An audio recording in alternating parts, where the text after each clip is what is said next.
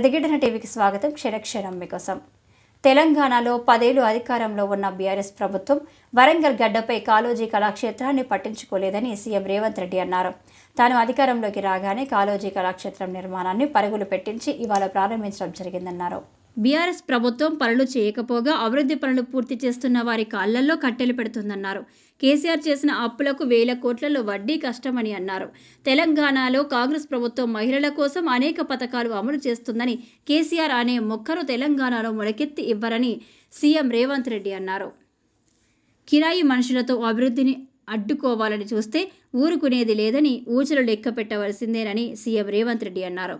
BRS ప్రభుత్వం Hyderabad GHMC పరిధిలోని భూములు అమ్ముకుందని సీఎం రేవంత్ రెడ్డి ఆరోపించారు. తెలంగాణలో తాగుబోతుల సంఘానికి అధ్యక్షుడు ఎవరైనా ఉన్నారా అంటే అది కేసీఆరేనని అన్నారు. కేసీఆర్ తెలంగాణను మద్యంలో మత్తులో ముంచి ప్రజలకు వివేకం లేకుండా చేయాలనుకున్నారు. మద్యం ఏరులై పారించి తెలంగాణలో ఆడపడుచులకు అన్యాయం చేయాలనుకున్నారని రేవంత్ రెడ్డి ఆరోపించారు. మహిళలు అభివృద్ధి చెందడం కేసీఆర్కు ఇష్టం లేదని, కాంగ్రెస్ ప్రభుత్వం ఆడపడుచుల అభివృద్ధికి బాటలు వేసి వారిని పురుషాధిక్య ప్రపంచం నుండి స్వేచ్ఛను కలిగిస్తున్నామని చెప్పారు. వరంగల్ అభివృద్ధికి ప్రణాళికను రచించి పర్యవేక్షించాల్సిన బాధ్యతలు జిల్లా ఇన్ఛార్జి మంత్రి పొంగులేటి శ్రీనివాసరెడ్డికి అప్పగించామన్నారు.